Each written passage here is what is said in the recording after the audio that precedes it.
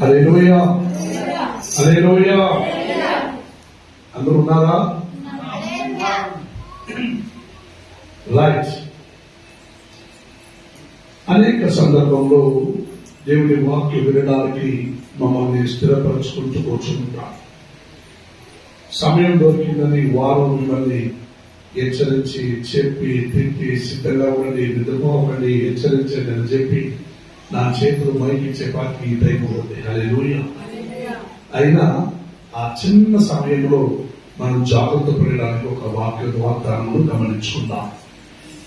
ఈ రోజు బలారాధన మీరందరూ ప్రభునందుకు దీవింపబడి ఇక్కడ కూడి వచ్చి ఉన్నారు. కానీ బలారాధన దినములో దేవుడు ఒక మాట మీకు చెప్పడానికి ఇష్టపడుతున్నారు. ఈ రోజున ఒక 3 పాయింట్లను బట్టి దేవుడు మాట్లాడడానికి ఏర్పరచబడినది. మొదటిగా మార్కు సువార్త గ్రంథంలో ఒక వాక్యం చదువుకుందాం. మార్కు సువార్త 4వ అధ్యాయం. మార్కు సువార్త గ్రంథం 4వ అధ్యాయానికి రండి. 35వ వాక్యం ఒకరు చదవండి. ఆ దినమే సాయంకాలం అయినప్పుడు ఆయన అద్దరికి పోవదమని వారితో చెప్పేగా. చాలు గమనించండి. సేవ మార్గమందు వెళ్లి అనేక ప్రాంతములలో సేవ ముగించుకున్న తర్వాత యేసుక్రీస్తు వాళ్ళందరినీ చూసి సాయంకాల సమయమందు వాక్యం జరుగుతుంది. సాయంకాలం సమయమందున వాళ్ళందరూ అక్కడికి అంటే అద్దరికి ఇక్కడ నుండి అక్కడికి మనం వెళ్దాం పదండి అని చెప్పి అందరినీ యేసయ్య ఏమంటున్నాడు? అందరితో పిలుచుచున్నారు. ఎక్కడికి వెళ్దామని. అంటే మీరు ఇప్పుడు ఎక్కడ ఉన్నారు? మీరు ఇక్కడ ఉన్నారు. ఇక్కడ నుండి అక్కడికి దేవుడు మిమ్మల్ని పిలుచుచున్నారు. హల్లెలూయా. తోడున్న వారందరితో పాటు దేవుడు అంటున్నాడు అక్కడికి పోదాము. హల్లెలూయా. అద్దరికి పోదాం అని వాళ్ళందరితో చెప్పగా వాళ్ళందరిలో ఎందుకు ప్రభు అక్కడికి పోవాలి? సాయంత్రం అయింది కదా, ఇప్పుడు ఇంటికి పోవచ్చు కదా, ఇప్పుడు ఎందుకు అక్కడికి పోవాలని ఎవరు అడగరా. ఆయన అక్కడికి వెళ్దాం పొలండి అనే అన్నంలోనే అందరూ ఆయనతో పాటు ఒక చిన్న దోణి ఎత్తుకుంటూ వాళ్ళందరూ ప్రయాణం చేశారు సముద్రంలో. హల్లెలూయా.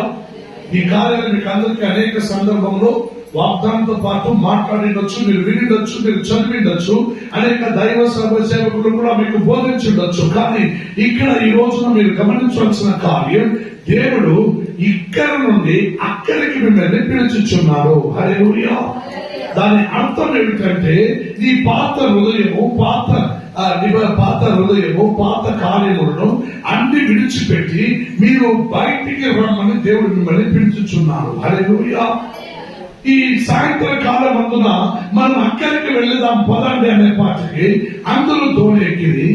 దోణిలో ప్రయాసపడి ప్రయాణం చేసి ప్రయాణం చేస్తూ ముందుకు సాగుచుండగా యేసయ్య ఏం చేశాడు? కొంచెం నిద్రపోయిండు. ఏం పోయిందండి?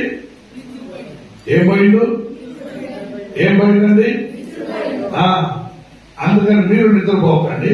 ఆయన కొంచెం నిద్రపోయిండు. హల్లెలూయా.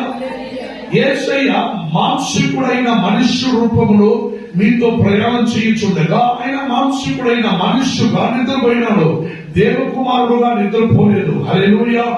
ఆయన నిద్రపోచుండగా అక్కడ ఆ సముద్రమును రేగిపించి ఒక తుఫాను లేచి వారి సముద్రము వారి పడవలో ఆ దోణిలో నీళ్ళంతా లోపలికి వచ్చి మునిగిపోయే స్థితికి అయిపోయినారు. హల్లెలూయా. అప్పుడు దోణిలో ఉండే వాళ్ళందరూ ఎలా ఉంటారు? మీ మాదిరిగా సైలెంట్ గా కూర్చొని ఉంటారా? ఏం చేసింటారండి? ముందుకి వెనక్కి వాళ్ళని దొప్పింటుంది. హల్లెలూయా. అప్పుడు వాళ్ళు ఏం చేశారు? దోణిలో ఓ నాయన ఇదేమో అయ్యే పని కాదు, ఇదేమో తేడా కనిపిస్తా ఉందని చెప్పింది. ఏమనుకుంటారు? మన ప్రభు మనతో ఉన్నాడు, ఒక ఆయన నిద్రపోతున్నాడు ఏంటి అని చెప్పి పడి లేచి ఒకడు వచ్చింది. ప్రభువా మేమందరూ నశించుకోవాలని స్థితికి అయిపోయినాం. మేమందరూ నశించిపోయే స్థితికి అయిపోయినాం. మమ్మల్ని కాపాడాలనే ఉద్దేశం మీకు లేదా మమ్మల్ని తప్పించవా, మా పైన కృప చూపించవా, నీ మాదిరిగా నా మాదిరిగా నా మీద చింత లేదా అని అడిగిండు. హల్లెలూయా.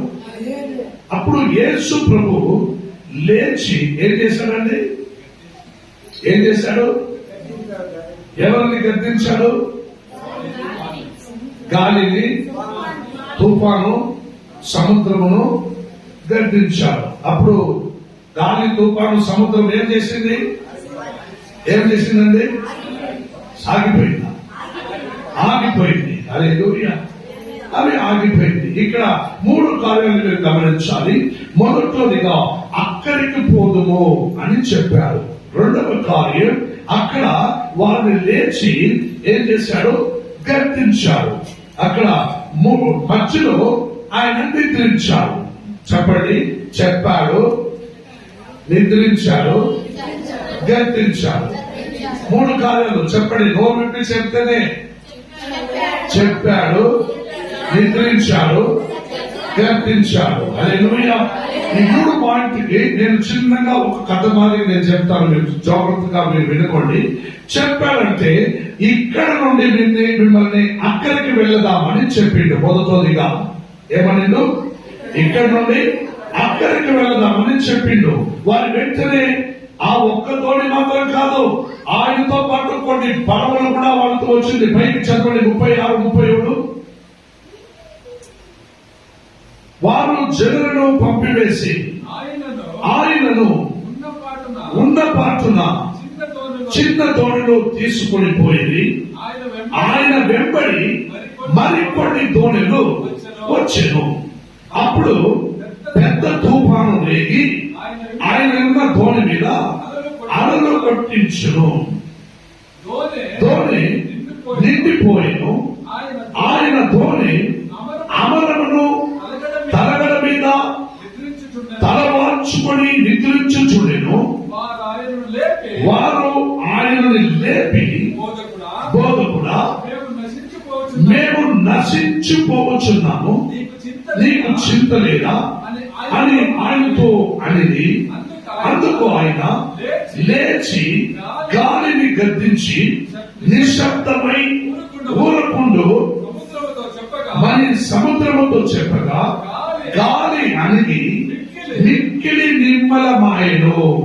అప్పుడు ఆయన మీరెందుకు భయపడుచున్నారు? మీరింకను నమ్మలేక ఉన్నారు. అంటే నమ్మకం లేని వారై ఉన్నారు. హల్లెలూయా. యేసు తనతో పాటు దోణిలో ప్రయాణం చేయుచున్నాడంటే వారు దేనికైనా భయపడవచ్చునా? చూడండి, ఇందులో వాక్యం చెప్పింది. అక్కడ ఏమైందంటే తుఫాను, సముద్రంలో తుఫాను ఏమైందంట? రేగి. హల్లెలూయా.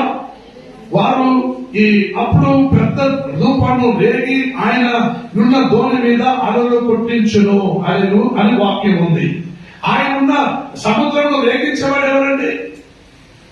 సముద్రంలో రేగించేవాడు ఎవరు? చెప్పండి. సముద్రంలో రేగించేవారు ఎవరు? యోబు గ్రంథంలో 26వ అధ్యాయం 12వ వాక్యం చదవండి. యోబు గ్రంథంలో 26వ అధ్యాయం 12వ వాక్యం చదవండి ఫాస్ట్ గా. The book of Job. గమనించండి, వాక్యం ఏమంటుంది? తన బలము వలన ఆయన సముద్రమును రేపెను, రేగించెను అని వాక్యంలో ఉన్నాయి.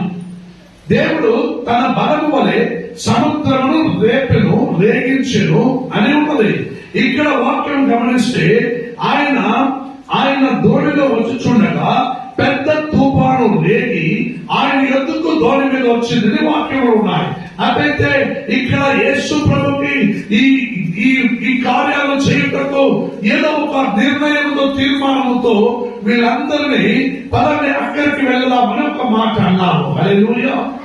అక్కడికి వెళ్దామన్నలోనే వారితో పాటు ప్రయాణం చేసి, ఎందుకు ప్రభువా, ఎందుకు అక్కడ దాకా వెళ్ళాలి?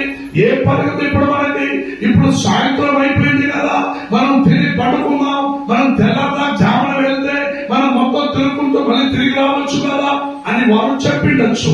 అక్కడ కొన్ని ప్రొనౌన్సియేషన్ పోయింటాయి, కానీ మనము వాక్యంలో చెప్పిన ప్రకారం చిన్నగా మీకు అర్థమైనట్లుగా దేవుడు చెప్పి ఉన్నాడు, మీరు అక్కడికి పోదాము పదాలి. హల్లెలూయా. అద్దరికి అంటే it's sorry that's the end of the place, అంటే the last prayer. ఆ ఒట్టు అనే ఆ అక్కడికి మనం వెళ్దామని పిలుచున్నాడంటే ప్రతి ఒక్కటిని ఇక్కడే విడిచిపెట్టి, ప్రతి ఒక్క సమస్యలను విడిచిపెట్టి, ప్రతి ఒక్క కన్నీళ్ళు పాపము దుఃఖము శోధనను విడిచిపెట్టి మీరు అక్కడికి అద్దరికి రావాలని దేవుడు మిమ్మల్ని పిలుచుచున్నారు అని చెబుతున్నారు. హల్లెలూయా. మొదటిగా ఈ చెప్పిన కార్యము ఆయన మిమ్మల్ని అద్దరికి రమ్మని పిలిచారు. హల్లెలూయా, హల్లెలూయా. రెండవ కార్యం మీరు గమనించాలి, నిద్రించెను అని వాక్యంలో ఉన్నది.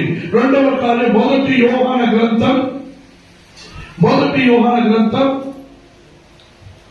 3వ అధ్యాయం 14వ వాక్యమును చదవండి. గమనించండి, మనము సహోదరులు ఒకరినొకరు మంచి పరిశుద్ధ ప్రేమలో ప్రేమించుచున్నాము గనుక మరణములో నుండి జీవములోనికి దాటి ఉన్నాము అని ఎరుగుదము. గమనించండి, ఇప్పుడు దేవుడు చెప్పారు, ఏమి చెప్పాను? మిమ్మల్ని ఇక్కడ నుండి అక్కడికి పోదాము రాండి అని పిలుచుతూ చెప్పాను. అట్లయితే ఇక్కడ యోహాను గ్రంథంలో వాక్యం సెలవిస్తున్నది, మరణములో నుండి జీవములోనికి మనము దాటి ఉన్నాము అని అర్థమైందా? మనము మరణములో నుండి జీవములోనికి దాటి ఉన్నాము అని అర్థము. అయితే కీర్తన గ్రంథంలో 121వ అధ్యాయముకు రాండి. కీర్తన గ్రంథం 121వ అధ్యాయమునకు రాండి. 121వ అధ్యాయంలో Psalm 121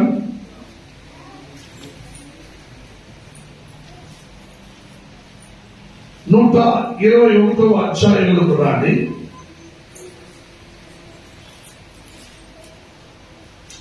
చదవండి 4వ వాక్యం.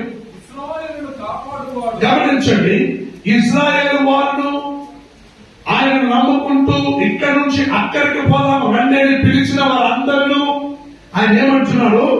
కాపాడువాడు కునుకడు నిద్రపోవుడు యెహోవాయే నిన్ను కాపాడడు. నీ కుడి పక్కన యెహోవా నీకు నీడగా ఉండెను. రాత్రి పగలు ఎండ దెబ్బైనను నీకు తగలదు. రాత్రి పెదల దెబ్బైనను నీకు తగలదు. ఏ అపాయము రాకుండా యెహోవా నిన్ను కాపాడును. ఆయన నీ ప్రాణమును కాపాడును.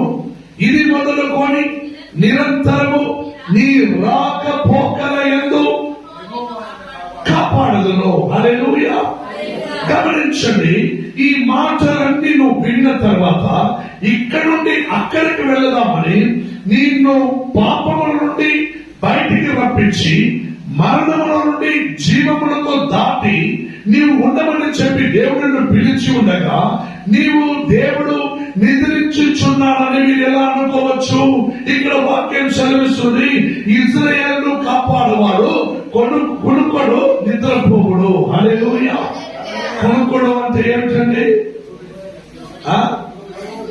ఇప్పుడు మీరు చేస్తున్నారు వాక్యం వెళ్ళిపోయి వాక్యం చేసుకుని మీరు చేస్తున్నారే దాని వేరే కునుకుడు. హల్లెలూయా. తూగి పడితే అది కునుకుడు. రాత్రంతా నిద్రపోయేది ఇంట్లో. ఏమేమి చేసుకుంటున్నారు? చర్చకు వచ్చినాక అబ్బా దేవుడి వాక్యం వింటా ఉంటే 2 విషయంలో వారు నాకు ఎంత చల్లగా నిద్ర వస్తుందో. చర్చికి పోయిన కాసేపు నిద్రపోయి వస్తాం. హల్లెలూయా. గమనించండి, నిన్ను కాపాడు వాడైన దేవుడు కునుకొడు నిద్రపోవుడు అని వాక్యం సెలవిస్తుంది. అదైతే ఇక్కడ వాక్యం సెలవిస్తున్న ప్రకారం జీవములో నుండి మరణములోనికి నేను రప్పించిన దేవుడు నిద్రించడు. ఆయన నిద్రించిన కూడా ఆయన నీ పక్షంగా నిన్ను గమనించేవాడై ఉన్నాడు. అది తుఫాను వచ్చినా సరే, సముద్రములో అలలు వచ్చినా సరే, నేనెందుకు సముద్ర ప్రయాణం చేస్తాను స్వామి, నేనెందుకు ధోని ఎక్కుతాను, మా అక్కదే మన ధోని ఉందా, నేను ఎక్కడానికే, నేను ఎక్కడో, నేను సముద్ర ప్రయాణం చేయను. అమ్మా, నీ సంసారం అనే జీవితము, సంసారం ఒక సాగరం అని అంటారు తెలుసా. సంసారం ఒక సాగరం అంటే, సంసారం అనేది ఒక సాగరం అంటే నీ కుటుంబం అనేది ఒక ధోని. హల్లెలూయా. ఆ సాగరంలో నీ కుటుంబంలో నీ మొగుడు, భార్య, పిల్లలు, తోడుకుంటున్న అన్న, తమ్ముడు, అక్క, చెల్లు, పక్కింటి వారు, ఎరుగు పొరుగు వారు, నీ ఊరు, గ్రామం, వీళ్ళందరూ కూడా నీతో ధోనిలో ప్రయాణం చేసే వారే ఉంటారు. హల్లెలూయా.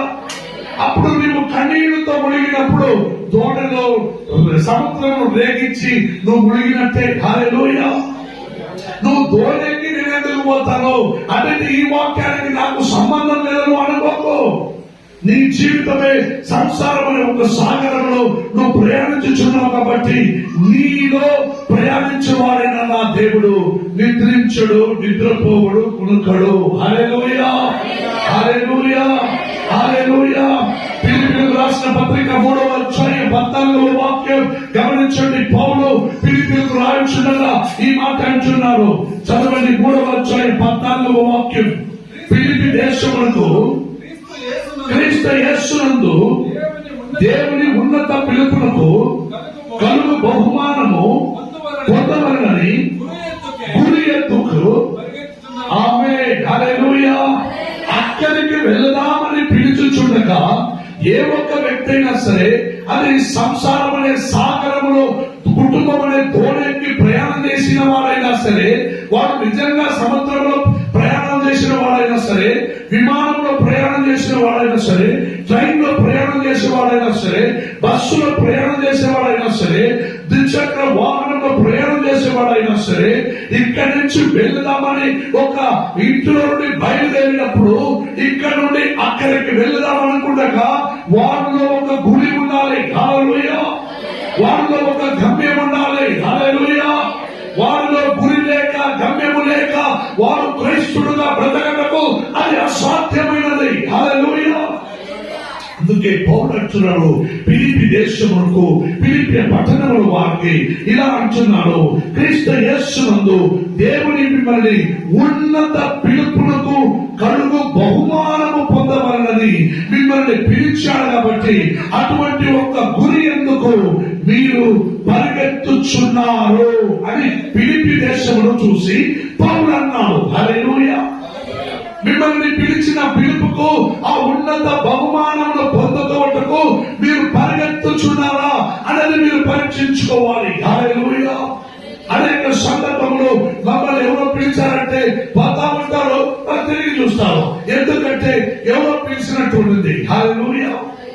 ఎవరో పిలిచినట్టు ఉంటుంది. వారి చెవులో ఎప్పుడు ఎవరో పిలిచినట్టే ఉంటుంది. హల్లెలూయా.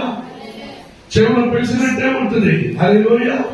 కానీ నిజంగా నేను పిలిచిన ఆ నిజమైన ఒక స్వరము నీ చెవులో పడితే, బిడ్డ నా తోడు రా అని, అప్పుడు ఆ పిలుపుకు దేవుడు నీకు గొప్ప బహుమానము కలుగు చేస్తాడు. హల్లెలూయా. గోవా పట్టణంలో కొన్ని రోజులు నేను అక్కడ సేవ మార్గమందు అక్కడ నేను గడిచుచుండగా కాలంలో ఇటువంటి ఒక పెద్ద రూమ్ లో ఒంటరిగా నేను పడుకున్నాను. రాత్రి 2 గంటల సేపటి మధ్య రాత్రి సరిగ్గా 2 గంటలకి నేను ఒంటరిగా పడుకొని ఉంటే నన్ను లేపిండు. హల్లెలూయా. లేయమని లేపిండు. వచ్చానని చెప్పి లేచి నిలుచుకున్నాను. నా కళ్ళలో కొంచెం కూడా నిద్ర పట్టలేదు. హల్లెలూయా. కొంచెం కూడా నిద్ర లేదు నా కళ్ళలో. వెంటనే లేచి నిలుచుకున్నాను. అలా లేచి నిలుచుకుంటూ చూసిన వెంటనే నా మానసికమైన కళ్ళు మూయబడింది, నా ఆత్మికమైన కళ్ళు తెరవబడింది. హల్లెలూయా. వెంటనే 2 గంటల రాత్రికి నేను స్నానం చేశాను. హల్లెలూయా. 2 గంటల రాత్రిలో స్నానం చేసి వచ్చి నేను నా ప్రభునందు నేను ప్రార్థించటకు, స్తుతించటకు నేను ప్రారంభించినాను. అప్పుడు దేవుడు ఒక ఆత్మ వరములను, ఒక స్తుతి వరములను, ఒక అభిషేక తైలమును నా మీద నిండగా పోసినాడు. హల్లెలూయా. నేను నా కళ్ళు చేతులెత్తి చూస్తున్నాను, నా మీద ఏదో పోసిందే అంటే నీళ్ళ మీద ఉన్న గుళ్ళల మాదిరిగా నా శరీరం అంతా నా మీద పోయబడి ఉన్నది. హల్లెలూయా, హల్లెలూయా. 2 గంటల నుండి 5 గంటల వరకు నా ప్రభుని చాలా చక్కగా నేను ఆరాధన చేసి దేవుని మహిమపరిచాను. అవి నాకు తెలియదు.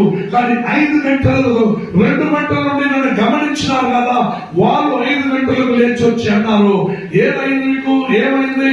2 గంటల నుండి ప్రార్థన చేయడం తెలియదు అంటావు, స్తోత్రం చేయడం తెలియదు అంటున్నావు, ఆరాధించడానికి తెలియదు అంటున్నావు, పాడడానికి తెలియదు అంటున్నావు. కానీ 2 గంటల నుంచి 5 గంటల దాకా 3 గంటల సేపు నీకు దేవుని మధ్యలో ఒక గొప్ప కార్యము జరిగింది అని వాళ్ళు అన్నారు. హల్లెలూయా.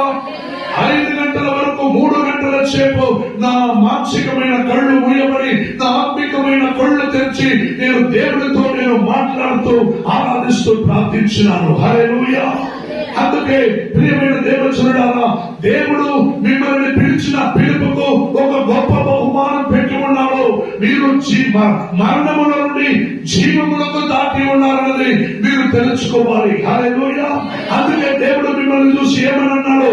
అక్కడికి పోదాము రండి. హల్లెలూయా. ఎక్కడికి పోదామా? పోదామా. మెల్లగా అది కూడా గాడి డీజిల్ పెట్రోల్ అక్కడ తోపినట్టు. హల్లెలూయా. నిదానంగా పోతా ఉంది. పోదామా. అందులో కూడా ఒక జోష్ లేదు. హల్లెలూయా. పాడదామా? పోదామా. ఓ పోదామా.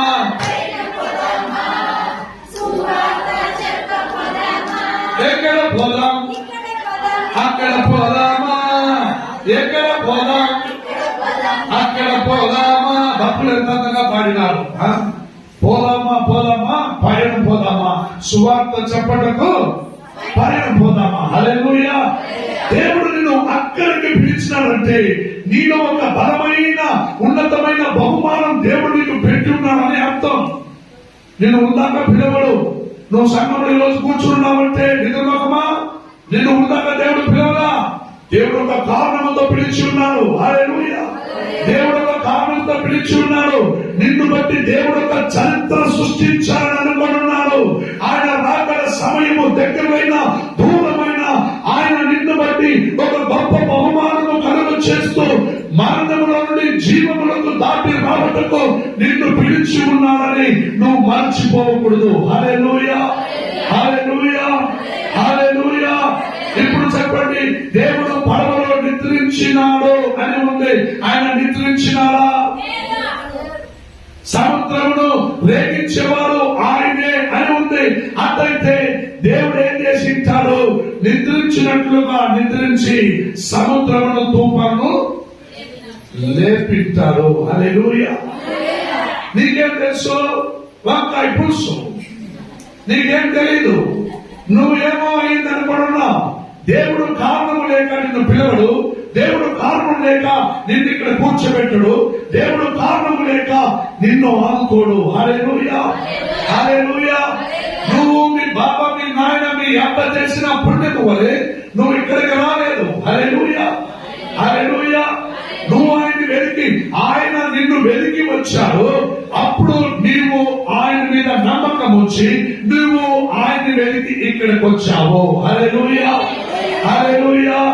ఆయన నిన్ను వెతికి వచ్చాడు. చెప్పండి, ఆయన నన్ను వెతికి వచ్చాడు.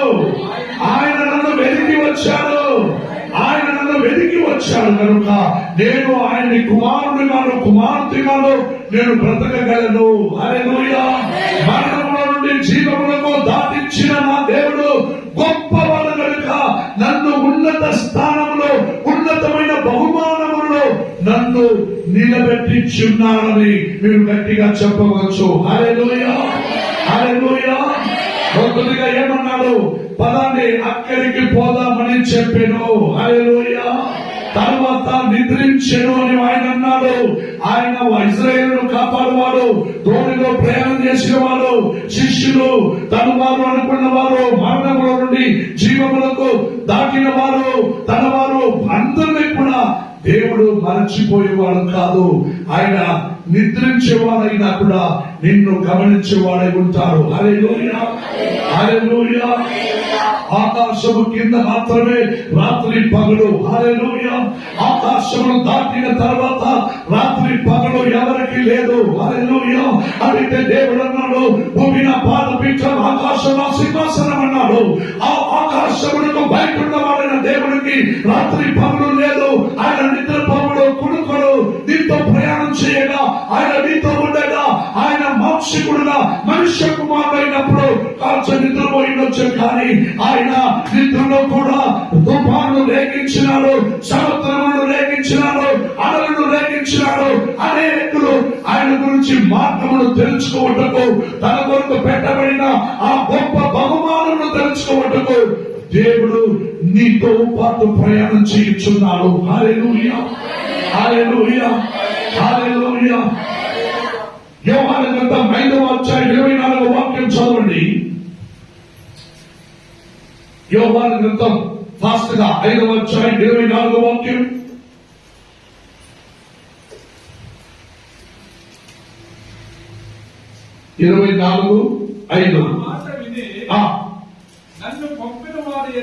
గమనించండి, నా మాట విని నన్ను పంపిన వాడు యందు విశ్వాసం ఉంచువాడు నిత్య జీవము గలవాడు. వాడు తీర్పులోనికి రాక మరణములో నుండి జీవములోనికి. ఆమేన్, హల్లెలూయా, హల్లెలూయా. గమనించండి, నన్ను పంపినవాడు నా తండ్రి, ఆయన కుమారుడు నేను, నా పేరు యేసు. నేను ఇహలోకమందున నిన్ను వెతికి వచ్చి ఉన్నాను. పలాని అక్కడికి పోదామని నీతో చెప్పాను. నేను నీతో ప్రయాణం చేశాను, నేను నీతో నిద్రించాను, నీతో ప్రయాణం చేశాను, అన్ని చేశాను. ఎందుకంటే నీవు నాలో విశ్వాసం ఉంచి నీవు నాతో పాటు ప్రయాణం చేశావు కాబట్టి. నిత్య జీవము గలవాడు తీర్పులోనికి రాక మరణములో నుండి జీవములోనికి నిన్ను మార్చాలని వాక్యం సెలవిస్తున్నాయి. హల్లెలూయా, హల్లెలూయా. అదే మార్కు సువార్త 5వ అధ్యాయంలోకి రాని. మార్కు సువార్త 5వ అధ్యాయం, మార్కు సువార్త 5వ అధ్యాయంలో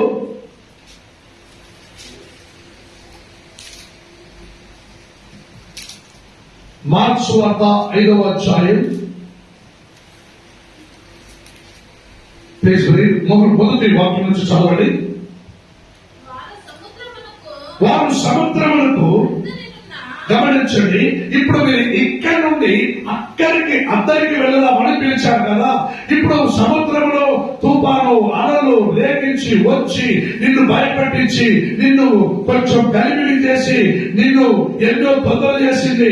అయినా నీతో తోడిలో ప్రయాణం చేసిన దేవుడు నిన్ను అద్దరికి క్షేమంగా తీసుకొచ్చారు. హల్లెలూయా. ఎందుకండి, ఎందుకు అద్దరికి తీసుకురావాలి? దీంట్లో కారణం ఏమిటి? ఎందుకు వెళ్ళాలి? నువ్వు అడగలేకపోయావు, అద్దరికి పదకొండు చెప్తే నువ్వు అడగాలని నీకు అనిపిలా, అయినా అద్దరికి తీసుకొచ్చారు. గమనించండి, ఇక్కడ నుండి అద్దరికి వెళ్దామని వెళ్ళుచుండగా అద్దరిలో ఉన్న కార్యం ఏమిటి? హల్లెలూయా. ఊరికే ఇక్కడి నుంచి అక్కడికి వెళ్తే చాలునా? అద్దరిలో ఉన్న కార్యం ఏమిటి నీకు తెలియాలి కదా. నేనేం చేస్తున్నాను? నేను దేవ కుమారుడిని, నన్ను పంపించిన వాడు నా దేవుడు, నా తండ్రి.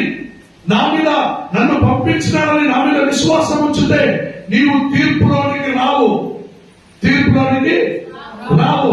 నీవు మరణంలో నుండి జీవములోనికి దాటి ఉంటావు.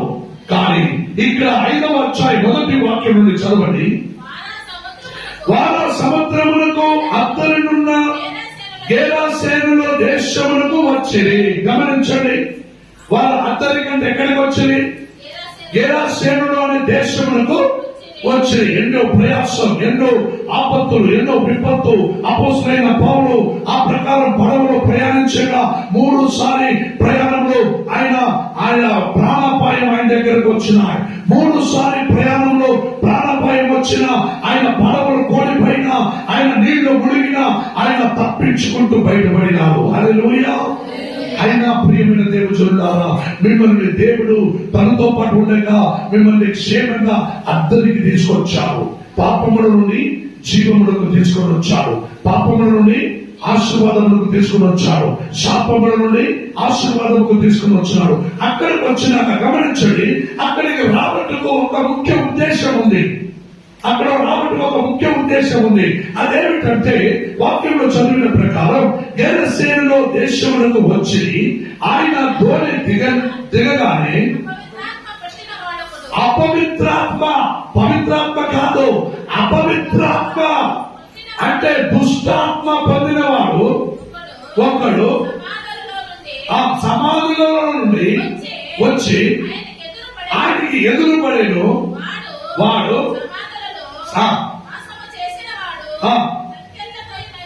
వాడు సమాధిలో వాసము చేసేవాడు, సంఖ్యలతో బంధింపబడిన వాడు, పరమారు వారి కాళ్ళకు చేతికి బంధలు సంఖ్యలు వేసిన బంధించినను వాడు ఆ సంఖ్యలని తెప్పుకొని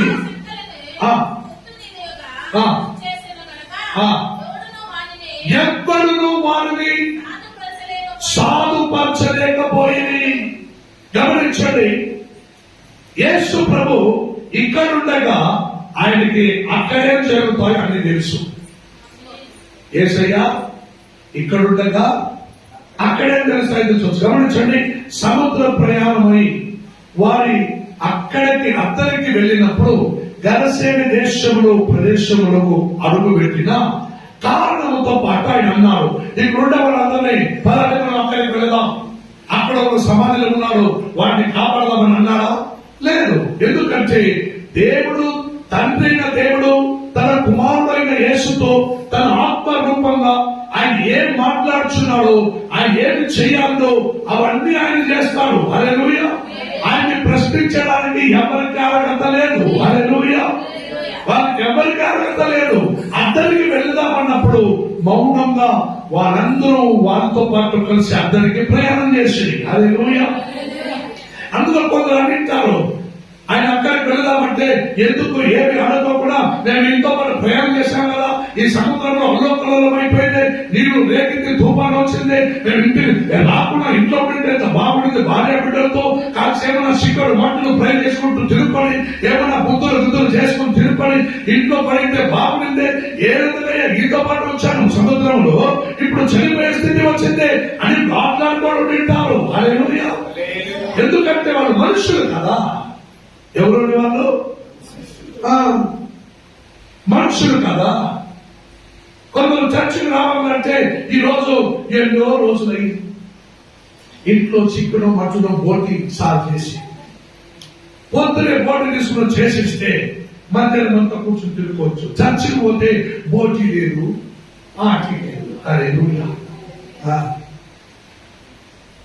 కొందరు ప్రతి ఆదివారం సంఘముకు వచ్చేవారు డెడికేట్ చేసుకొని ఉన్నారు. భోజనం చేయరు, మంచి భోజనం. తర్వాత పోయి కొన్ని బెంగళూరుతో మీరు గమనించారంటే సంఘం అయిపోయినాక అందరూ మధ్యాహ్నం మార్కెట్ లోకి వెళ్ళి బాగా బ్యాగులు నింపుకొని, చిక్కడు మట్టులు నింపుకొని పోయి బాగా ఇంట్లో పోయి ఏదో ఒక ఉండే తినుకొని రాత్రికి మంచి భోజనం చేసి తినుకుంటారు. హల్లెలూయా. నువ్వు పొద్దునే కోటిసార్లు ముద్ద తినవంటే నువ్వు చచ్చేందుకు ఆరాధన ఎందుకు? అవన్నీ పక్కన పెట్టి నువ్వు అద్దరికి రా. హల్లెలూయా. ఎందుకంటే అద్దరిలో నీలో ఉన్న వాటిని గర్తించాలి. ఎందుకంటే సముద్రమును దాటి అలోకలలో దాటి వచ్చిన దానికి ఒక కారణం ఉంది. అక్కడక్కడ ఎక్కడున్నాడని, ఎక్కడున్నాడు? సమాధిలో వాసిస్తున్నాడు. ఇల్లు లేదు, వాక్యం లేదు, ఆయనకి ఏమీ లేదు, వారికి మంచి బుద్ధి కూడా లేదు. వాడు సమాధిలో వాసిస్తున్నాడు. హల్లెలూయా. రాత్రిలో పండుకోవటం సమాధిలో పండుకొని రాత్రుల్లో కేకలు వేస్తాడు. ఎలా కేకలు వేస్తాడండి? ఎలా వేస్తాడు? బిగ్గరగా కేకలు వేస్తాడు. బిగ్గరగా కేకలు వేసి రాత్రులు అరుస్తా ఉంటాడు. సమాధిలో ఉండుకొని బయట ఉన్న వాళ్ళందరూ భయపడి ఎన్నోసార్లు వచ్చి వారిని సంఖ్యలతో బంధించిన వాళ్ళు విడిపించుకుంటాడు. రాళ్ళు ఎత్తుకుని తను ఏం చేసుకుంటాడు? తను కొట్టుకుని తన రక్తము కారేలాగా తను కొట్టుకుంటూ తను ఏం చేసుకుంటాడు? గాయపరుచుకుంటా ఉంటాడు. ఎందుకంటే ఆయనలో ఉండేది 2000కి పై దుష్ట ఆత్మ వారిలో ఉంటుంది. హల్లెలూయా. నేను గత వారం చెప్పినాను, ప్రతి ఒక్క మనిషికి 7 సెన్సులు ఉన్నాయి. అవన్నీ ఒకటే ప్రార్థిస్తే ఆ ప్రార్థన దేవుని మందిరంలో చేరుతాయి, దేవుని పాదములో చేరుతాయి. నువ్వు ఇక్కడ ప్రార్థించుకుంటూ స్తోత్ర ప్రభువా, స్తోత్ర ప్రభువా, ఈ అమ్మాయి మంచి చీర కట్టుకొని వచ్చింది, స్తోత్ర ప్రభువా, స్తోత్ర ప్రభువా, మీకు పైన పెట్టేసి వచ్చినాను, చాట్లో పోయి చేసుకోవాలా, స్తోత్ర ప్రభువా, స్తోత్ర ప్రభువా, త్వరగా ఈరోజు వదిలి పెట్టాలా, స్తోత్ర ప్రభువా, స్తోత్ర ప్రభువా, బట్టలు నానబెట్టి వచ్చినాను, స్తోత్ర ప్రభువా, స్తోత్ర ప్రభువా. ఆ 7 సెన్స్ ఒక్కటిగా పనిచేస్తేనే నీ ప్రార్థన దేవుని పాత్రలో చేరుతాయి. హల్లెలూయా, హల్లెలూయా. అదైతే ఇక్కడ వాళ్ళకి ఒక్క సెన్స్ కూడా పని చేయకుండా 2000 దుష్టాత్మ తనలో ఉందంటే ఒకవైపు ఇస్తే ఇంకొకటి వైపు. హల్లెలూయా. ఒక్కొక్కటి కాదు, 2000 దురాత్మ అంటే ఏం చేస్తుంది? 2000 సేన. 2000 దురాత్మకి పేరు సేన. ఆ సేన వాళ్ళలో ఉందంటే కూర్చొనిస్తుందా, పండుగనిస్తుందా? ఏమీ చేయలేదు. రాత్రులు ఏం చేస్తుంది? అరుస్తుంది. అడవిలో అరిసే వాళ్ళు చూసినారా? నోరు కొట్టుకున్న వాళ్ళు చూశారు. అరిసిన వాళ్ళు చూశారా? బిగ్గరగా కేకలేసిన వాళ్ళు చూశారా? అడవిలో 1-2 అయితే పర్వాలేదు. 2000 దయ్యము రాత్రుల్లో వారితో పాటు కలిసి చేస్తా ఉందంటే ఎట్లుంటుంది? పైకి వస్త్రం కూడా ధరించాడు. వాడిని చూసి అందరికి భయం. రెండవది సిగ్గు. ఎందుకంటే వాడు పైకి వస్త్రం ధరించాడు, సంఖ్యలతో కట్టబడినా చెప్పుకుంటాడు, గాయపరుచుకుంటాడు. అంత 2000 దయ్యము వాళ్ళ ఉంది, వారిని పీడిస్తా ఉంది. ఆ ఊరు ప్రజలందరూ వారు వాళ్ళే బాధపడుతున్నారు, దుఃఖపడుతున్నారు. వారు ఇంత శ్రమ అనుభవిస్తున్నారు. కాబట్టి ఆ సంగతి ఇక్కడ ఉన్న నా యేసుకు తెలిసింది. హల్లెలూయా. ఇక్కడ ఉన్న ఇద్దరిలో ఉన్న నా యేసుకు తెలిసింది. అప్పుడు నా యేసు అన్నాడు, నాతో పాటు మీరు కూడా రండి, అద్దరికి పోదాము. హల్లెలూయా. అద్దరికి ఘనసేన దేశములకు ప్రవేశించడంలోనే ఆ సమాధిలో ఉన్న వాళ్ళైన ఆ సేన అనే దురాత్మ శక్తితో పీడించున్న వారైన ఒక్కడు యేసయ్య దగ్గరికి పరిగెత్తుకొని వచ్చి, దేవకుమారుడా, నీకు నాతో ఏం పని? నీకు నాతో ఏం పని? నన్ను వదిలిపెట్టు. హల్లెలూయా. అక్కడ యేసు ఏం చేశాడండి? ఏం చేశాడు? గర్తించాడు. హల్లెలూయా. యేసయ్య మాట ఏమంటుంది? సెలవీయగా, సెలవీయగా, వెళ్ళిపో అని సెలవీయగా అవి పోయింది అని మాటలుంది. ఆయన వెళ్ళిపో అని ఒక్కడైతే వెళ్ళిపో అంటాడు. 2000 ఉంటే ఏం చేసి ఉంటాడు? గర్తించుంటాడు. హల్లెలూయా. నీలో అటువంటి దురాత్మ సేనకు సంబంధించిన ఒక పాపము, నిన్ను పీడించుచున్న పాపము ఏదో ఒకటి నీలో ఉంటుంది. 2000 లేకపోయినా కూడా కనీసం ఒక 1000 ఉంటుంది. చూసుకోండి. హల్లెలూయా. ఒక 100 ఉంటుంది, ఒక 2 1 ఉంటుందండి. కనీసం పాకకుండా కొట్టుకున్న మొబైల్ వల్ల 1 నీలో ఉంటుంది. మొబైల్ వల్ల 1 నీలో ఉంటుంది, పీడిస్తా ఉంటుంది. అదైతే నిన్ను ఇక్కడి నుండి అందరికి పిలుచుచున్నాడంటే ఒక ఉద్దేశం ఉంది. ఆ ఉద్దేశమే దేవుడు నిన్ను నన్ను పిలిచాడు. జీవనాంతంలో నుండి జీవములకు పిలిచాడంటే నిన్ను గురించి దేవుడు గొప్ప కార్యమును ఆలోచించాడు. నీవు కూడా ఒకప్పుడు అదే ప్రకారమే నువ్వు సమాధిలో జీవించినట్లుగా నువ్వు బ్రతుకుతుంటివి, పాపములో మునిగిపోయింటివి, బురదలో పడిపోయింటివి, గులాముతనంగా బానిసులైంటివి, అనేక విషయంలో బానిసులైంటివి. ఇప్పుడు క్రైస్తులైనా కూడా కొన్ని విషయంలో నువ్వు బానిసులుగానే ఉన్నావు. హల్లెలూయా. అందుకే దేవుడిని ఇక్కడ నుండి అక్కడికి పిలుచుచున్నాడు. ఇక్కడ నుండి నిన్ను అక్కడికి పిలుచుచున్నావు. ప్రియమైన దేవుని చూడరా, యాకోబు అంటే ఏమిటండి? యాకోబు అంటే పోరాడిన వాడు అని అర్థం. హల్లెలూయా.